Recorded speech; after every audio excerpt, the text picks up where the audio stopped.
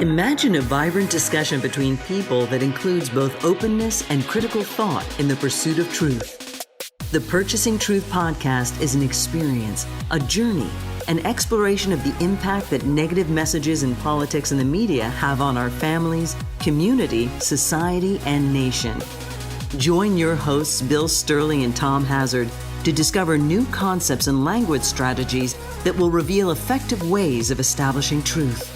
This podcast series will tackle current events, leadership challenges, healthcare confusion, integrity in business, and many other areas that affect us all. Gain clarity and understanding of the various truth perspectives. Welcome to Purchasing Truth. Hello, everyone. Welcome back to Purchasing Truth. Tom Hazard with your host, Bill Stierle. And Bill, this is our first episode that we've recorded since election day.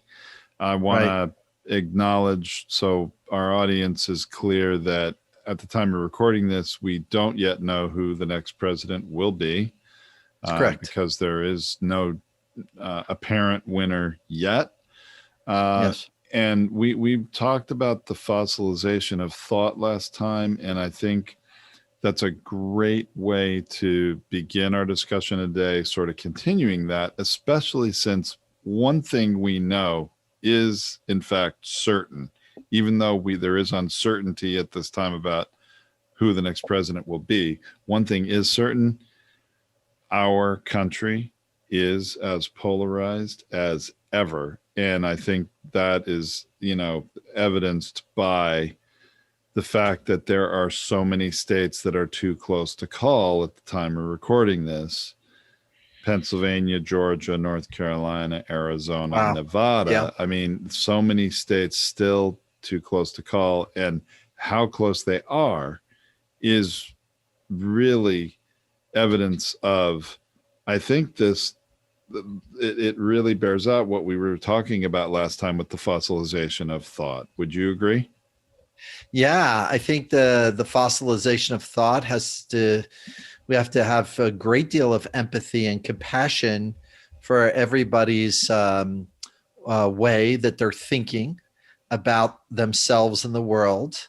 Tom, you and I live around people in cities.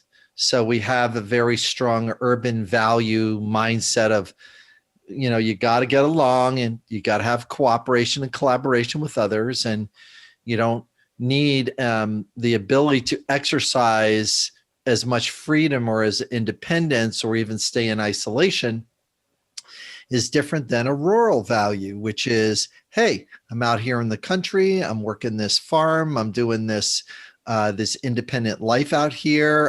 I'm not interacting other than my neighbors. I took over my family's house. There's a lot of rural values that are very opposite of urban values. And you can actually see that on the map.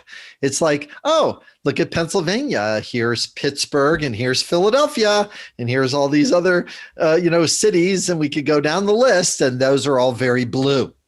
And there's a lot of people in those areas. The rest of the state is red.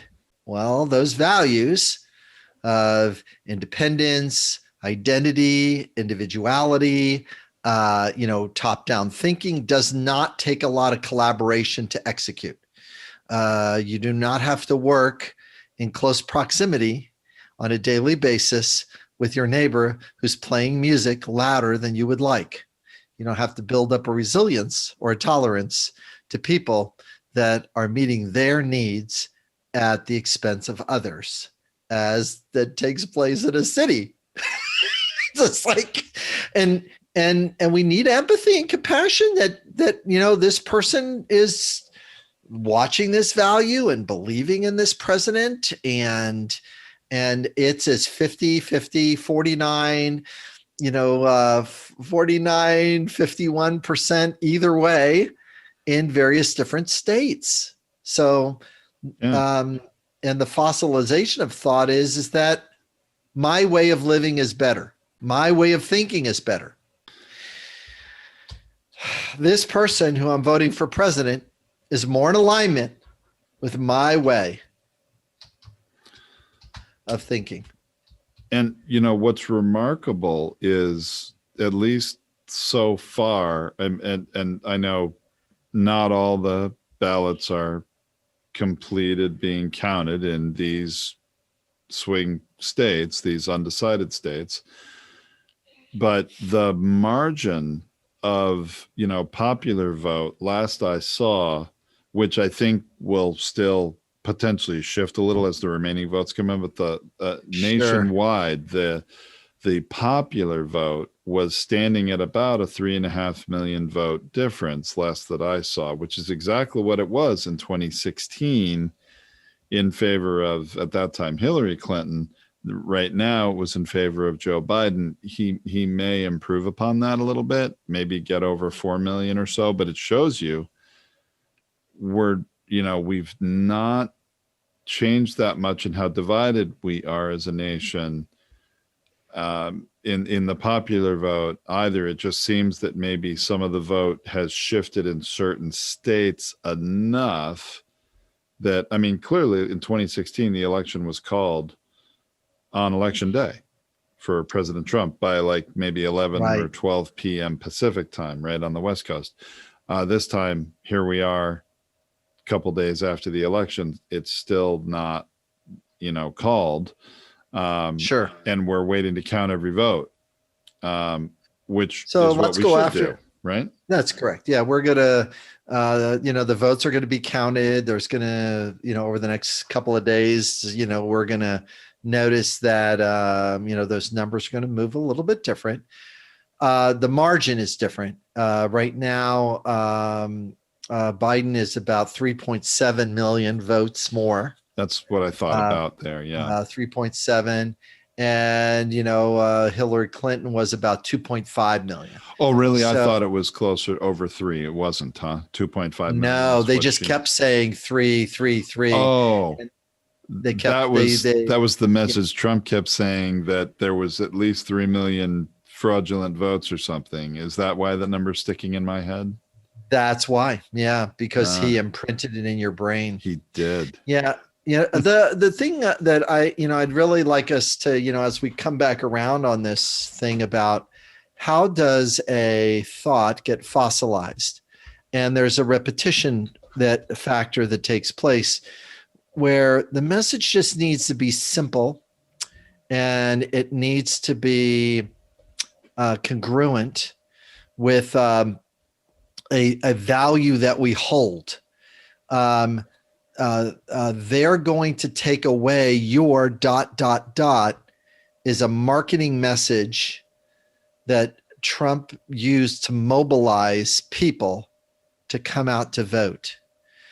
Somebody even asked me, hey, who do you think's going to win? I go, well, it depends on how many people are Trump going to activate their limbic brain for them to feel fearful that someone is going to come and upset their lifestyle. You and I both know no one's coming to upset their lifestyle, but they don't. And when you scare people enough that somebody's going to come and upset your lifestyle, they will get off the couch and they'll come out to vote. President Trump has done, and you and I have said this on many times, he is an excellent brander and marketer. He can sell things through anticipation and uncertainty. He lacks on the ability to deliver what he says fully. He will deliver what he says partially, but he will not deliver what he says fully. So, regrettably, because our business capitalist part of our society bites into anticipation and uncertainty, it basically can be sold in different ways.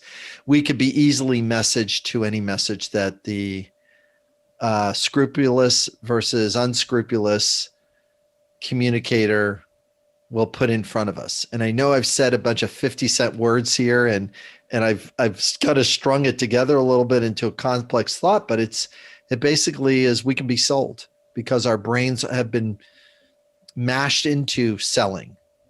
Our brains have been painted with brand imagery. They just have. So that all that's left are the winners. Coca-Cola, Pepsi are the cola winners. Can you think of another cola brand at this moment?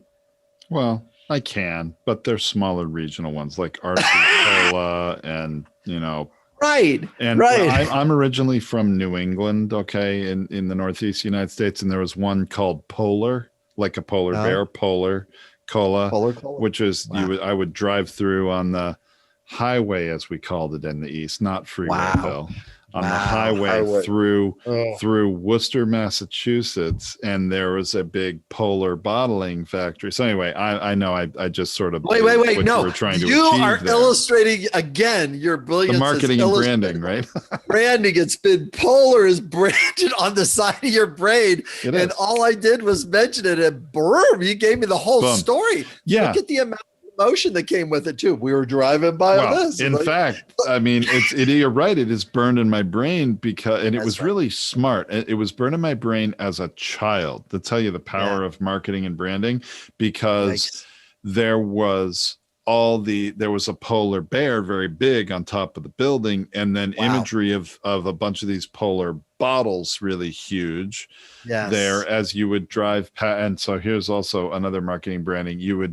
You would drive through the city, and not only was Polar Factory there notably, but so was the Holy Cross football stadium, which is in that city, and which is obviously a Catholic college, but a very notable one. I remember Doug Flutie was the big star in the day as I was a kid. And anyway, so those things are like across the highway from each other in Massachusetts there. And I think it's Worcester. If I'm wrong, it's Springfield, but I'm pretty sure it's Worcester, Mass. Right. But anyway, I digress. Didn't mean to get us not off at track all there, but it is a strong branding message. But you're right, no question. Coke and Pepsi are really almost untouchable. Yes. In terms of brand impressions that have been made in the minds of the American public. And Coca-Cola, I would argue, more of a worldwide brand, because when I leave the country and I'm in a place like Hong Kong or China, I can't tell you, Coca-Cola in China is a big brand, as is McDonald's and KFC. Exactly. It's crazy, right? So that's a great example, because our topic is truth and the fossilization of thought.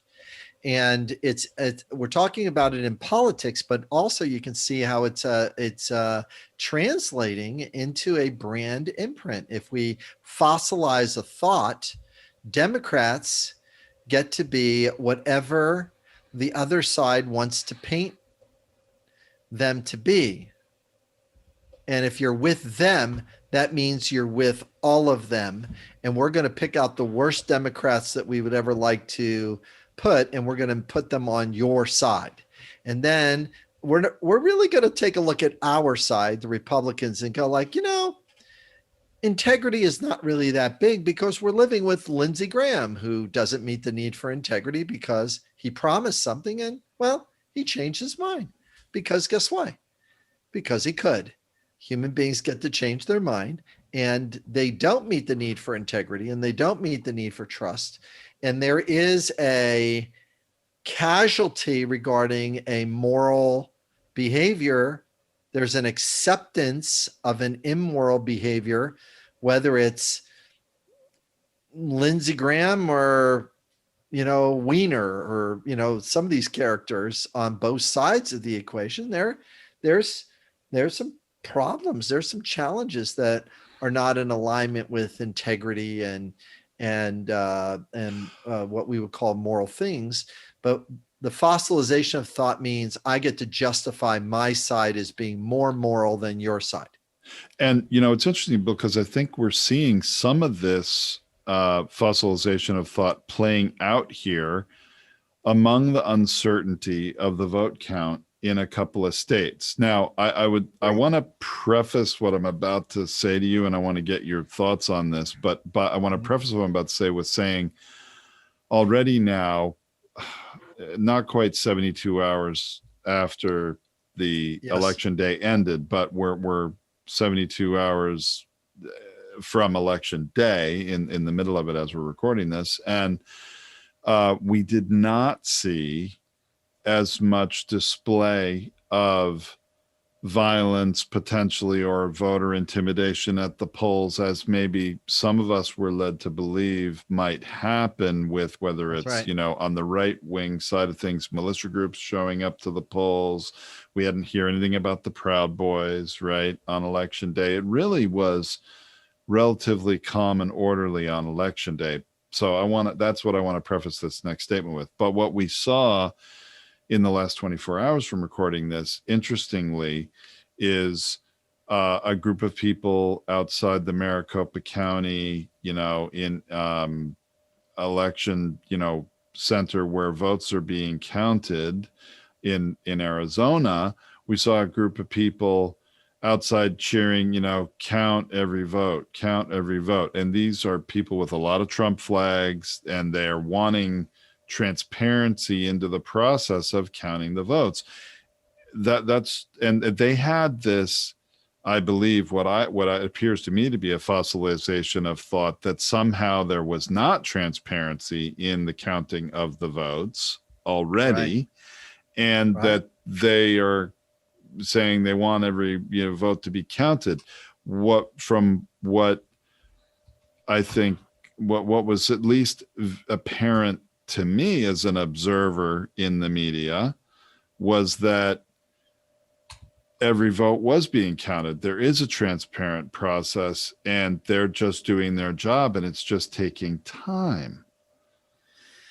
So here's the way the brain approaches this, Tom, and this is where it gets unsettling. All you need is one message that is possibly true, which will cascade the need for truth and the need for trust to go under the bus. And here's what the message was. Someone, nobody that's being named, observed a pile of 50 ballots that came in after the deadline being put in a pile to be counted. See that message? I hear it. Yeah. Right? That was a message I heard half dozen times on election night. If I am looking at that message from an observer place, first off, I don't know if it's true or not.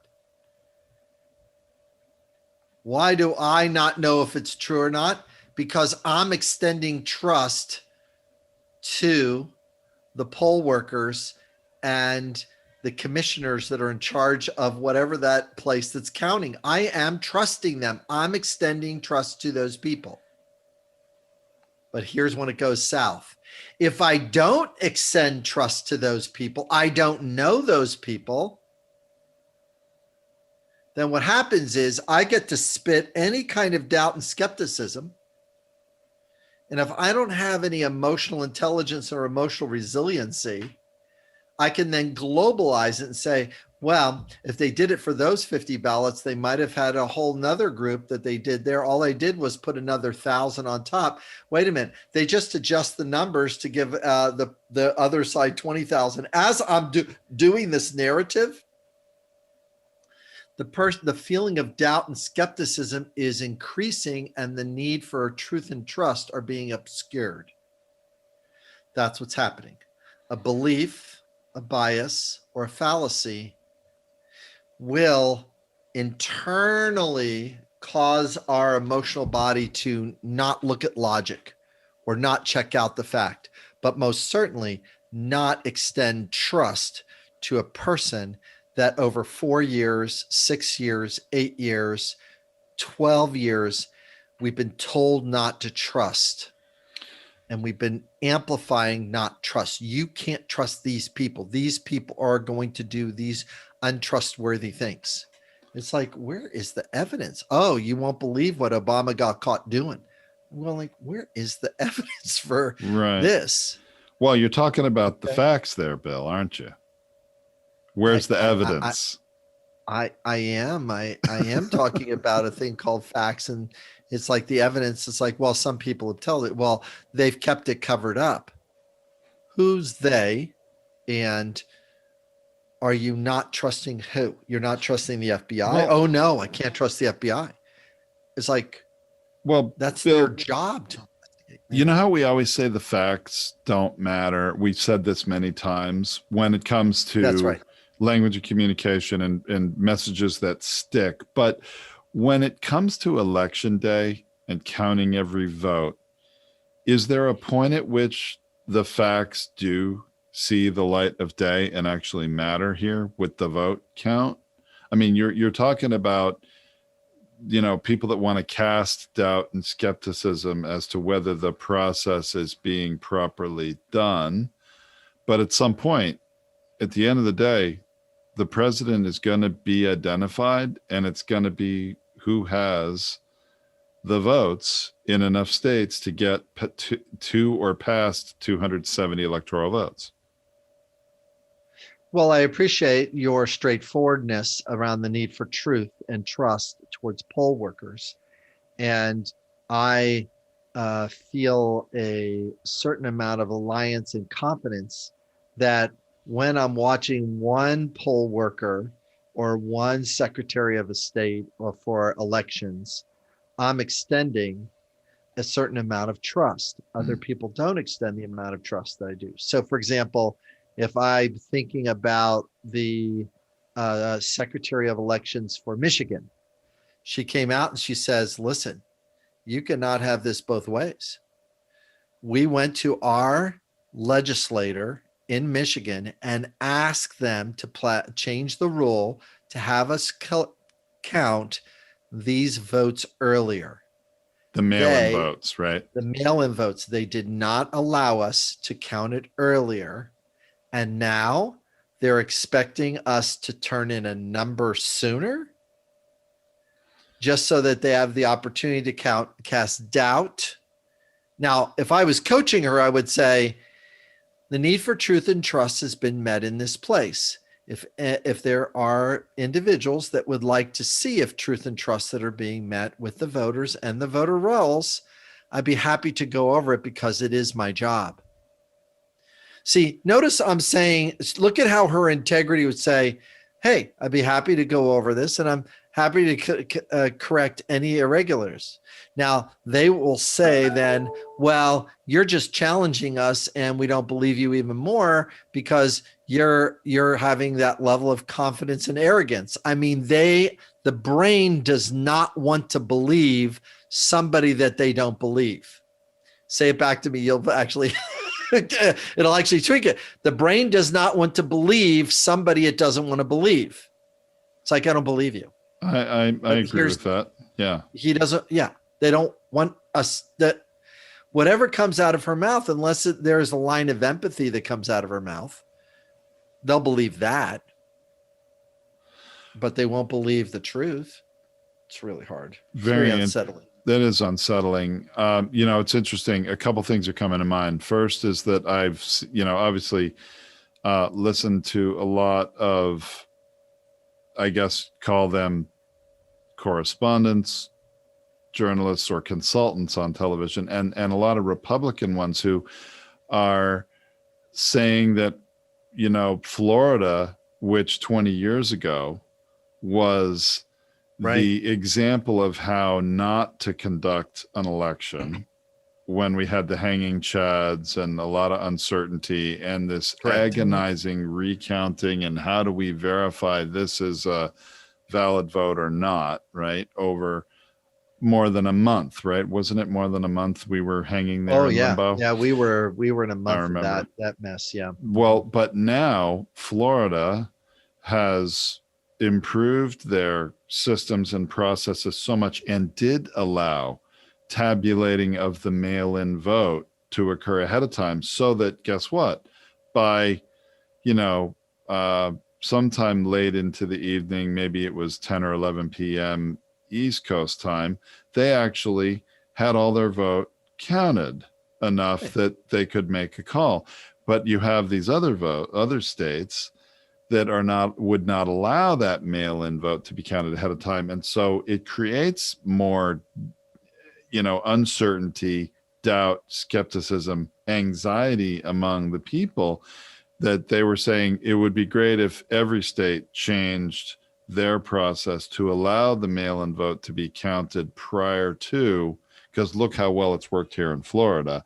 So that's an interesting thing that we've seen play out here. But Bill, I'm interested to get your thoughts on some of the messaging we're hearing out of Trump and out of Biden here in these couple days post-election and pre an outcome, where Trump is, and I wonder how this squares with the fossilization of thought, where Trump is saying in a state like Pennsylvania, stop the count.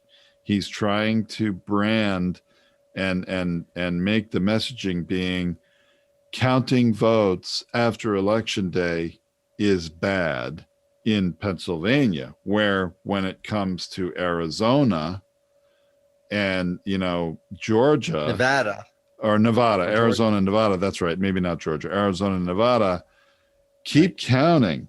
And isn't this so transparent? He's currently behind, and that doesn't mean he's going to lose, but he's currently behind in Arizona and Nevada, and he wants votes to keep being counted. But in Pennsylvania, where he's ahead, he wants the counting to stop. I mean, how is that impacting the fossilization of thought? Well, I feel disheartened about this part of the experience, because not only is Biden missing an opportunity, but the media is also missing an opportunity for reunification. The empathy that is needed around trust and truth regarding the vote might sound like this from Biden. Listen, the president is feeling doubtful and skeptical about truth and trust regarding the votes. I am very interested in truth and trust being met in the votes. That's why it's important for Nevada and Arizona to continue to count the vote, because I want to make sure that President Trump gets a fair shot at those states. I want to make sure that every voter in Nevada and Arizona is counted accurately for the president. I am not interested in stopping any vote in Arizona or Nevada. Just like I don't want any vote stopped in Georgia or any vote stopped in Pennsylvania or any vote stopped in Michigan or any vote stopped in Wisconsin. And we are going to do whatever it takes and I will do whatever it takes as a citizen and as a candidate that is running for the office of the president to make sure that every vote counts, because I'm very interested in meeting the need for truth and trust with the voter.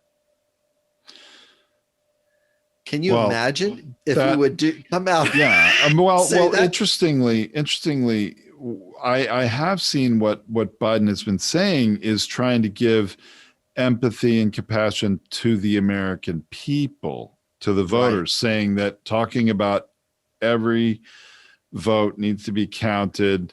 We as American citizens need to know this, and we're going to move together as a nation. After this, he has been throwing empathy and compassion to the voter. What he's not been doing is throwing any empathy or compassion Trump's direction. Right, and if he would do that, the people on Trump's side of the fence that he has to start unifying will actually start going like, wait a minute, the guy's talking about my vote.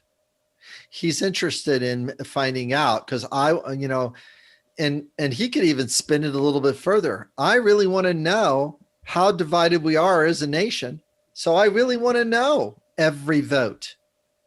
Because if I am to be the president, notice he stays in speculation there. If I am to be the president, I want to know every single vote that voted against me. Because if I'm doing that, it's going to make me a better leader to know when I come into a state that I make sure that I support the values of somebody that didn't vote for me, because that's what the job is supposed to do. Now, all of a sudden, he just completely separated himself from the president's narrative, which is, somebody's cheating on me, their side and stuff like that. He's got to do some messaging.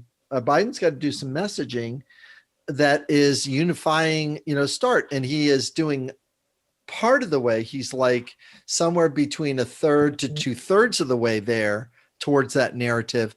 I kind of would like to see some narrative that would move him a little bit closer to inclusion, to valuing and honoring the voter, rather than say, ha, ha, ha, we win, which he isn't doing. But Trump would do it. Ha, ha, ha, we win. Winner takes law. And it's like, yikes. Yeah. So that we want to not focus on what the president is doing as much. We want to focus on empathizing with his actions and putting it in perspective. And that's going to loosen up the fossilization, because this is all about loosening up the fossilization of the thought. It's like, listen, I have some beliefs about things, and there's a bunch of people that voted for me. So I kind of want those things. I'm going to listen to those other things that you would like, but I don't want those other things, because there's many people that don't want those other things that you would like to see, so very, very sad and disheartening to have that experience. Anyway, so there's a lot of room to grow and to talk from this position, but it'll be interesting to see on our next episode what either President Trump is going to be doing or President Biden is going to be doing next. Because if we're going to be better communicators, we need to be empathetic and compassionate to both the winners and the supposed losers. So definitely, because we absolutely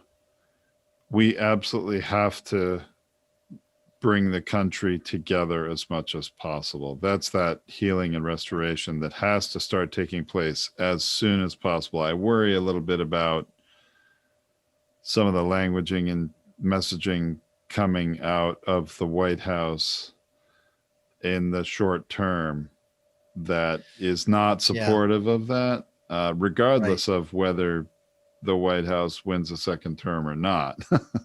Really. Right. Well, the votes will be in. Whatever way it's going to be, the votes will be in, and then we kind of get to move forward as a nation, and and continue the experience of having the president as our president, or have a new experience with Joe Biden being in charge of this position, and then to move forward in a way that is healthier and more effective from a language standpoint, not as divisive as the way it's been in the past. Right. So, and it doesn't mean that the Democrats don't slip out divisive messages. They do. And, but we will continue to call them on it. Okay. Yeah. I look forward to that. Yeah. We need to. Yep.